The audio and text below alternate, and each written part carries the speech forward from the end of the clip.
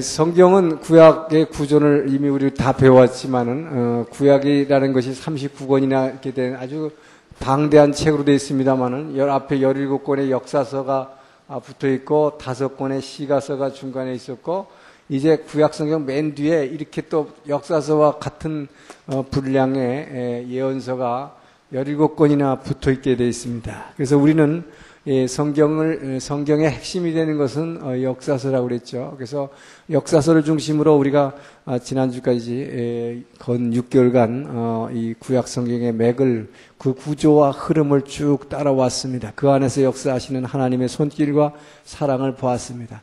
근데 이제 구약 성경 뒤에 있는 그럼 예언서라는 건 이건 뭐냐 이 말이죠. 이 예언자들을 즉 이 예언서라고도 하고 선지서라고도 합니다만은 이 하나님께서는 많은 예언자들을 선지자들을 보내시기 시작한 것이 바로 이 나라가 분열됐던 북이스라엘과 남유다로 분열됐던 분열왕국 시대부터 하나님께서 집중적으로 선지자들을 보내기 시작했죠. 그러면 왜 선지자들을 이 땅에 특별히 보내실 필요가 있었는가 하는 것입니다. 이 선지자를 이 땅에 보내셔야 했다는 것은 출애굽기 20장 19절에 보면 하나님께서 이 시내산에서 이 시나이 반도에 있는 시내산이죠. 이 시내산에서 하나님께서 이스라엘 백성들을 모아놓고 하나님 율법의 말씀 특히 이제 십계명을 출애굽기 20장은 십계명에 대해서죠. 십계명을 주셨습니다. 십계명을 주셨을 때 모세가 하늘 위에서 올라가서 하늘 위에 이 시내산 꼭대기에서 올라가서 이 하나님의 말씀을 받았을 때 하늘로부터 천둥 번개가 쳤고 우레가 쳤고 엄청난 지진이 있었고 막 뇌성이 있고 그럴 때 백성들은 너무나 밑에서 두렵고 떨림으로 그 산 위를 쳐다보게 됐습니다. 그런데 너무나 두려웠기 때문에 이들은 출애굽기 20장 19절에 보면 이스라엘 백성들이 모세가 십계명을 받고 있는 동안에 뭐라고 얘기하냐면 하나님이 우리에게 친히 말씀하지 말게 하소서 이럽니다. 이 얘기는 뭐냐? 하나님 너무 두렵고 떨리는 거예요. 그러니까 여러분 죄인들은 그 하나님을 바로 마주보기가 너무 두려운 것입니다. 우리가 죄 가운데 있을 때 그 하나님을 만난다는 것은 여러분은 지금 기도 가운데서나 늘 주님을 만나기를 원하고 하나님을 체험하기를 원하지만 이 늘 죄 가운데 있는 사람들은 그 하나님을 직접 체험하는 것은 엄청난 심판이라고 생각하기 때문에 두려움이 앞서는 것입니다. 그래서 뭐라고 이 백성들이 모세에게 요구하냐면 모세 당신이 하나님이 세운 종인 당신이 대신 하나님의 말씀을 받아서 우리에게 전해달라고 이렇게 얘기합니다. 그 하나님 우리에게 직접 얘기하지 말게 하소서. 자, 이게 뭐냐? 이게 죄인들은 그렇기 때문에 하나님의 말씀을 자꾸 피하려고 합니다. 하나님과 직접 맞닥뜨리기를 원하지 않습니다. 하나님의 음성으로부터 피하고자 합니다. 그래서 많은 사람들이 오늘날 교회를 다니면서도 주님의 말씀에 이렇게 열심히 사모해서 여러분같이 이렇게 쫓아다니면서 성경 공부하지 않는 이유가 뭐냐? 그 말씀 듣기 싫은 거예요. 그 말씀 듣기가 두려운 것입니다. 자, 그런데 이렇게 자꾸 피하게 되다가 마지막 날에 가서 그러면 그 주님과 맞닥뜨리면 어떻게 되겠는가? 그러나 인생들이라는 것은 마지막 날에 반드시 주님의 심판대 앞에 서게 되어 있습니다. 성경은 그렇게 얘기하고 있습니다. 그 심판대 앞에 서서 그때 그 주님과 맞닥뜨리게 될 때 그 주님으로부터 나오는 말씀이 직접 나오는 말씀의 내용이 뭐겠냐 이 말이에요. 그것은 심판의 말씀일 것입니다. 그야말로 정말 두려운 말씀일 것입니다. 그렇기 때문에 바로 여러분들 같이 이렇게 날마다 말씀을 사모해서 정말 이렇게 주님 앞에 그 말씀을 사모해서 이렇게 나와서 주님의 말씀을 누구의 중간자를 통해서 말씀 전하는 사람을 통해서 은혜를 받는다는 것이 얼마나 중요한 것인가. 이것은 바로 이 선지자들을 통해서 즉 말씀을 하나님으로부터 하늘로부터 말씀을 받아서 땅으로 전달해 주는 자 이것을 선지자라고 합니다. 그렇기 때문에 이것은 오늘날로 말하자면 목사님들이나 이렇게 말씀을 전하는 사람들은 다 선지자라고 할 수 있어요. 이런 사람을 통해서 여러분들이 중간에 그 마지막 날에 주님을 대하기 전에 그 주님의 말씀을 통해서 감동을 받아서 은혜 받고 죄를 회개하게 되고 내가 지금 잘못 가게 있는 방향을 깨닫게 되고 다시 하나님 앞으로 나아가는 이런 그 여러분의 삶의 변화가 되는 것이 얼마나 축복인가 하는 것입니다. 그래서 하나님께서는 이렇게 바로 직접 맞닥뜨리기 전에 선지자들을 통해서 특별히 이 이스라엘의 경우에는 나라가 분열돼 가지고 이제 멸망을 향해서 치닫기 시작할 때 선지자들이 이 땅에 끊임없이 내려보내셨다. 자, 제가 전에도 이 예언서를 할 때 한 얘기지만 그렇다면 많은 사람들이 성경에 나오는 예언서라는 게 나오는데 이 예언과 세상에서 말하는 점과 뭐가 다르냐 이 말이에요. 성경에도 예언이라는 걸 하고 오늘날도 성령의 은사를 받은 사람들이 예언자라는 분들이 있습니다. 그 예언자들도 미래에 대해서 얘기를 해주니까 사람들은 마치 오늘 성경의 예언자도 점쟁이하고 비슷하게 취급하려고 그러는데 이 점과 예언은 아주 분명한 차이가 있죠. 여러분들이 예수 믿기 전에 또 예수 믿는 사람들 중에도 가끔 그런 사람이 있어요. 아직도 점쟁이 찾아간 사람. 그런데 점쟁이를 왜 찾아가느냐? 이 점쟁이라는 건, 점이라는 건 뭐냐? 이것은 이미 인생이라는 것은 팔자다. 그러니까 이 결정이 이미 결정된, 이걸 결정적 운명론이라고 그러죠. 이미 다 인생은 처음부터 사주팔자 결정되어 있다. 결정적 운명론이다. 자, 그래서, 운명 철학이라는 말을 씁니다만은. 그래서 점쟁이라는 것은 가보게 되면 소위 쪽집게 점쟁이라는 게 뭐냐? 가서 보면 과거를 너무 잘 맞춘다 이 말이죠. 그러니까 점쟁이가 왜 과거를 잘 맞히는가? 그 이유가 있습니다. 점쟁이는 여러분의 과거를 아주 정말 쪽지게 같이 잘 집어낼 것입니다. 여러분이 몇 살 때 누구를 만났고 무슨 일을 당했고 첫 남편은 어땠고 말이죠. 과거를 너무 기가 막히게 맞히니까 거기서 그냥 무릎을 콱 꿇고 말이죠. 이야, 이거 진짜 쪽지게구나. 그러니까 앞으로 내 인생의 미래를 너무나 잘 맞힐 것으로 기대하게 되는 것입니다. 이것이 사탄이 우리에게 주는 허상입니다. 자, 왜 근데 이렇게 과거를 잘 맞히게 되냐? 바로 우리가 살아온 과거는, 이 과거는 바로 우리의 죄에 뭉치기 때문입니다. 죄로 뭉쳐있는 것이 이게 우리의 과거이기 때문에 사탄은 바로 죄를 붙들고 있기 때문에 우리의 과거를 너무나도 잘 아는 것입니다. 그렇기 때문에 여러분이 이 점쟁이한테 가면 과거를 기가 막히게 마신다 이 말이에요. 그러나 사탄은 여러분의 미래를 결코 예측할 수 없다. 자, 왜냐? 하나님이 우리를 지으실 때 하나님의 형상을 닮아 지음받아서 우리에게 완벽한 자유의지로 선택하게 만드셨기 때문입니다.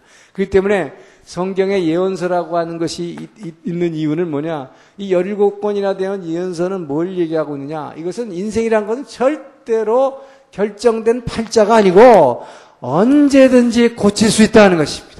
그렇기 때문에 성경에는 희망이 있고 소망이 있는 것입니다.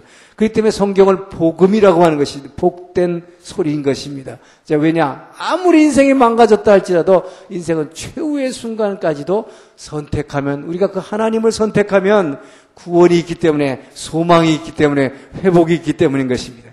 자, 그래서 예언서라고 하는 것은 뭐냐? 이것은 인생은 최후의 순간까지, 이 최후의 순간까지 어디까지나 우리의 자유로운 선택이다 하는 것입니다. 그래서 우리가 아무리 인생은 망가졌다고 할지라도 그 순간에라도 하나님을 선택하면 나의 자유의지로, 완벽한 자유의지로 그 주님 앞에 나올 때 그 하나님께서는 그 싸매 주시고 다시 고쳐주시고 회복해 주시는 그 하나님을 전하는 것이 바로 예언서입니다. 그렇기 때문에 이 점쟁이들이 결코 이 장례를 마칠 수 없는데, 그러나 맞출 수도 있다. 어떨 때 맞출 수가 있겠어요?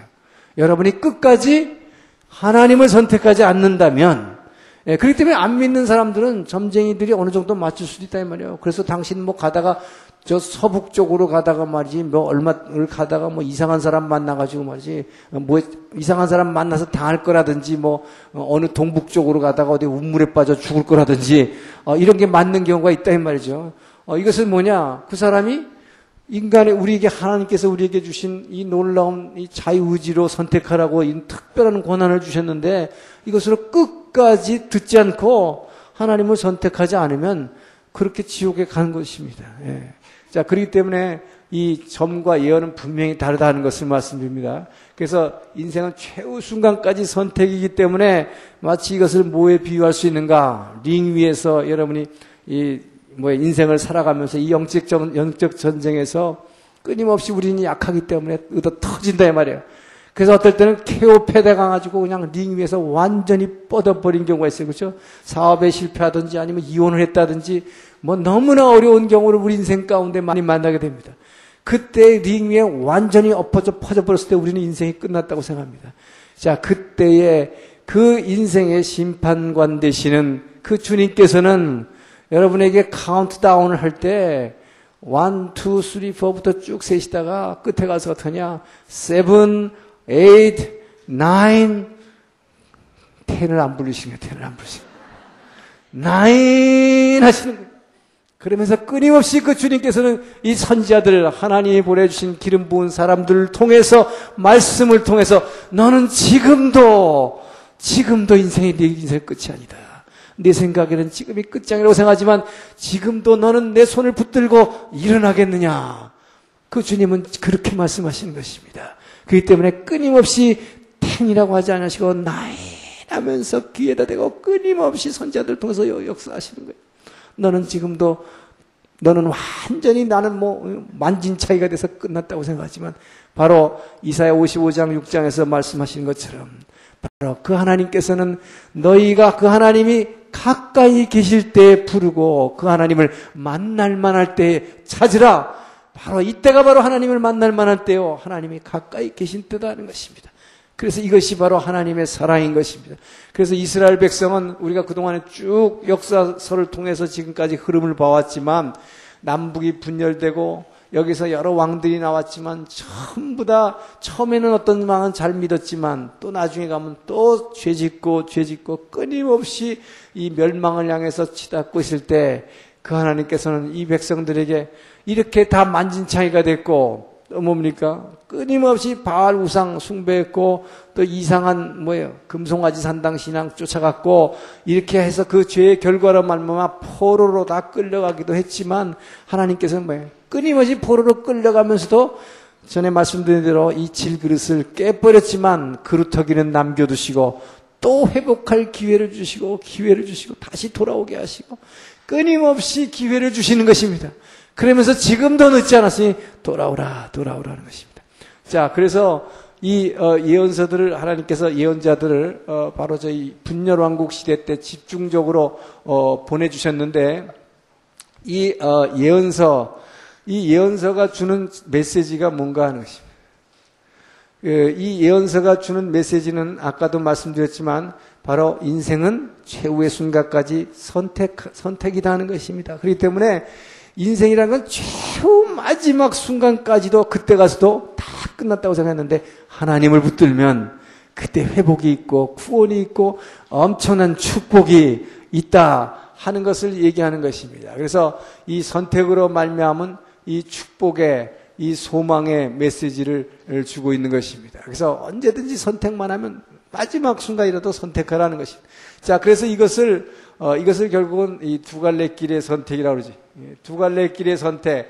우리가 그동안의 역사서를 통해서 특히 신명기 사관이라고 그랬죠. 이 두 갈래 길의 선택. 신명기 11장 26절에 28절. 내가 축복과 저주의 길을 두노라. 자, 너희가 하나님의 말씀을 잘 청종하고 순종하면 축복일 것이요. 하나님의 말씀을 버리고 너희가 전에 알지 못하던 우상을 따라가면 저주와 심판이 있을 것이라고 하는 이 두 갈래 길. 이게 그동안 성경에서 쭉 신명기 사관, 이게 구약은 신명기 사관이라고 했어요. 이 신명기 사관이 결국 이 예언서에도 그대로 적용이 되는 것입니다. 자, 근데 여기서는 조금 다르게 적용되는 것이 뭐냐? 그동안에는 하나님의 말씀을 순종하면 축복이고 하나님 말씀을 버리고 우상이면 심판이다 그랬는데 이 예언자들이 왔을 당시에 이 메시지는 여기서도 두 가지를 선택하는 것인데 여기서는 돌아오라 하는 것이. 자, if와 if 나십니다. 이미 망가질 대로 망가졌다 이 말이야. 너무나 죄 가운데로 빠져버린 이스라엘이었습니다. 그런 가운데 이 선지자들을 보내신 것은 뭡니까? if 지금이라도 늦지 않았으니 하나님을 선택하고 돌아오면 하는 것입니다. 지금이라도 회개하고 돌아오면 축복이 있을 것이다. 회복이 있을 것이다. 구원이 있을 것이다. 라고 하는 것입니다. 그러나 그럼에도 불구하고 돌아오지 아니하면 결국은 너희들은 심판 가운데에서 지옥이 기다리고 있을 뿐이다. 바로 지난주에도 말씀하셨듯이 바로 하나님께서는 그래서 이 지옥이라는 걸 두지 않을 수 없었던 것입니다. 이 지옥에 우리가 빠지지 않게 하기 위해서 끊임없이 이렇게 마지막 순간까지도 선지자들을 통해서 회개하고 하나님께로 선택하고 돌아오면 축복과 천국이 다시 회복된다고 하는 약속입니다. 근데 그렇지도 않으면 결국은 이 지옥에 갈 수밖에 없다는 이 메시지를 전하고 있는 것입니다.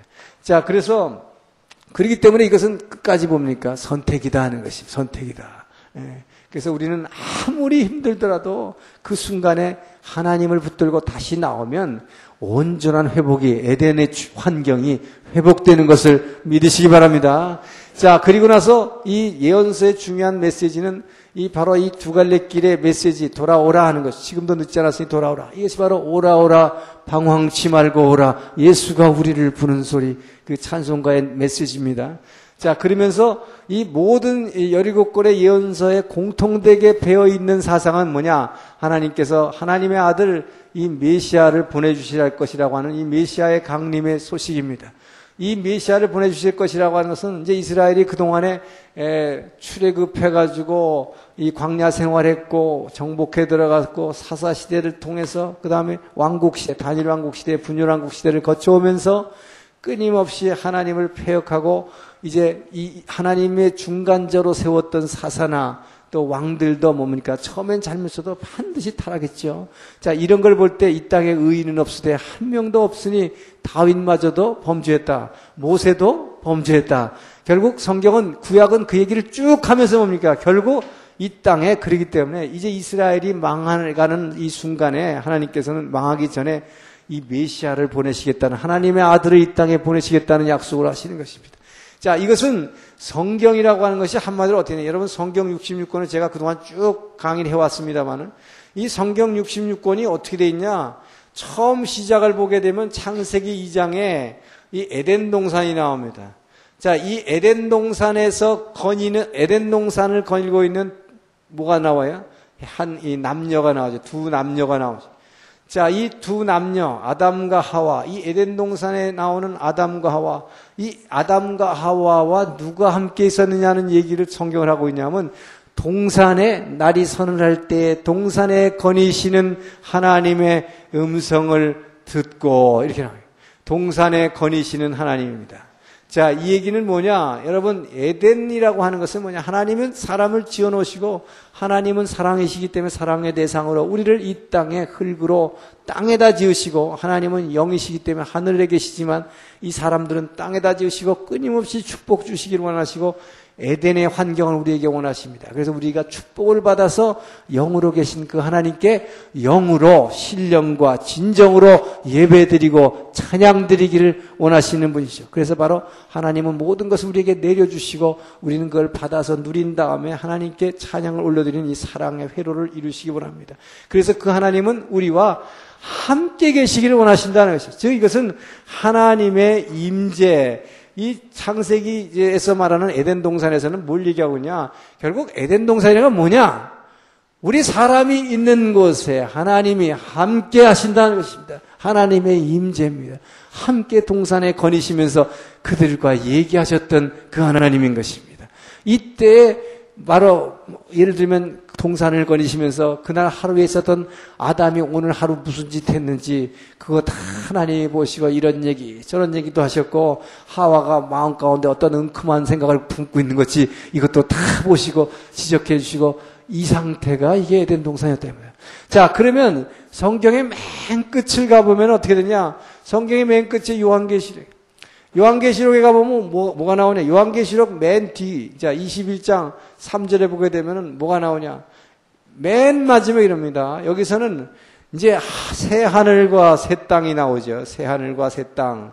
자, 새 하늘과 새 땅이 하늘에서 내려오면서 처음 하늘과 처음 땅도 없어졌고 바다도 없어졌더라. 이 새 하늘과 새 땅이 이루어지면서 어떤 일이 일어나느냐? 많은 사람들이었어요. 많은 사람들. 이 많은 사람들 가운데 하나님이 함께 계신다는 것입니다. 이것이 바로 성경의 첫 시작과 비기닝과 이것이 the end가 되는 거예요. 그래서 나는 처음이요, 처음과 나중이 되는 것입니다. 처음과 나중 하나님 일치시키는 알파와 오메가가 되신 하나님. 그렇기 때문에 성경은 뭘 얘기하고 있냐? 그 하나님은 우리를 사랑하셔서 이 땅에 지으신 다음에 모든 축복을 주시면서 우리와 함께 하시기를 원하신다. 하나님의 임재인 것입니다. 결국 뭡니까? 처음에는 인류의 처음 최초의 시작에서는 에덴 동산에서 두 남녀와 하나님이 함께 계셨는데 성경의 결론은 결국 뭐냐? 많은 사람들, 새하늘과 새 땅에 내려오면서 이 많은 사람들이 하나님과 함께 계시는 것, 이것이 바로 천국이 이 땅에 회복된 사건입니다. 이것이 성경이 얘기하는 것입니다. 그래서 성경이 하나님 나라의 구속사역이라고 합니다. 그래서 성경의 메시지는 하나님 나라다, 하나님 나라의 회복이다, 이렇게 얘기합니다. 자, 그러면 우리가 지금까지 그동안 쭉 살펴온 성경의 내용은 무엇이었느냐? 이 사이가 뭐예요? 이 사이에 엄청난 사건들이 많았다 하는 것이죠. 그렇죠?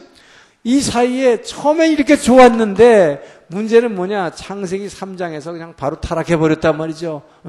여기에 바로 이 사탄이 들어와가지고 불순종함으로 말미암아 이 선악과를 따먹으라 했을 때 하나님과 같이 지혜롭게 되기 위해서 결국 타락해버린 사건. 그 후로 쭉 지금까지 우리가 살펴본 얘기는 하나님이 어떻게 이들을 끊임없이 회복시키려고, 그 하나님이 우리를 만나주시려고 처음에는 산으로 내려와서 호렙산에서 모세를 만나주시고, 그 다음에 성막을 지으라 그래서 이스라엘 백성 안으로 들어와서 만나주시고, 그 다음에 뭐예요? 그 다음에 성막과 성전을 지으라서 만나주신 다음에 드디어 그 메시아 예수 그리스도가 오는 것입니다. 이 메시아 강림이라는 건 뭐냐?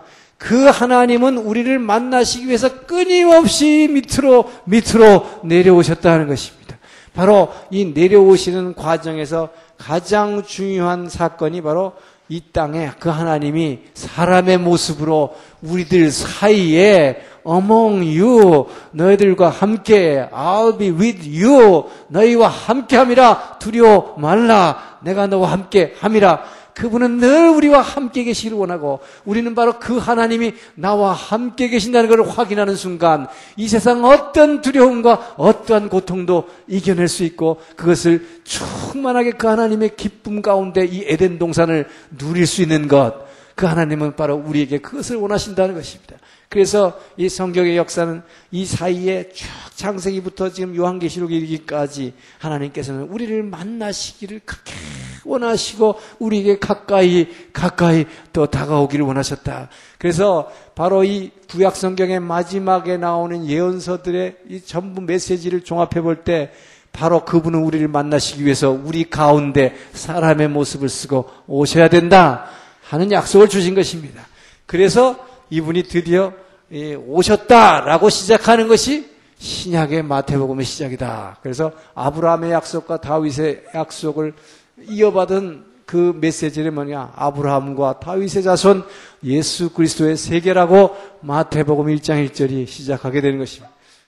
자, 그래서 예언서의 이 메시지에 대해서 이제 봤고, 그럼 예언서를 갖다가 우리가 어떻게 구분하느냐? 이 성경의 예언서가 17권이 있는데 이것을 구분할 때 이것은 그냥 가볍게 들으시면 돼요. 성경을 이 분량을 기준으로 해가지고 보통 구분하는데, 신학적으로 얘기할 때 대선지서다, 소선지서다 이렇게 얘기를 하죠. 그래서 이 대선지서다, 소선지서다 이게 큰 의미는 없지만 이것은 분량이 많은 거. 그래서 대선지서는 5권이 있는데 이것이 바로 우리가 잘 아는 이사야입니다. 이사야는 자그마치 66권이나 되는 이 성경 전체 중에서 가장 긴 성경인데, 그것도 아주 happen to be 뭡니까? 성경 전체가 66권인데 이사야서가 66장으로 되어 있어요. 그리고 예레미야는 52장이나 되는 이것도 긴 책입니다. 그래서 이거를 대선지서라 그런다. 근데 예레미야는 똑같이 또 애가서도 졌죠. 이 유다가 멸망하는 걸 보고 그 처참한 풍경을 그린 것이 애가서, 그리고 눈물 흘리는 애가서. 자, 그리고 나서 에스겔, 다니엘, 이것은 뭡니까? 포로 시대 때 있었던 그 선지자들이죠. 자, 에스겔은 48장이나 되죠. 굉장히 깁니다. 다니엘은 비록 12장밖에 안 되지만, 그러나 지난번 봤지만 다니엘 1장에서 6장까지는 믿음의 사람의 승리를 보여줄 뿐만 아니라 이 뒤에 나오는 7장에서 12장까지가 이 페르시아 왕국 이후에 하나님께서 메시아 예수 그리스도가 오실 때까지 이 세상의 역사를 어떻게 완벽하게 변화시키는가, 그것을 묵시문학을 통해서, 환상을 통해서 쭉 보여주신 책이죠. 그래서 요 5권, 애가는 비록 5장밖에 안 되지만 예레미야가 썼기 때문에, 그래서 이것을 대선지서라고 얘기한다.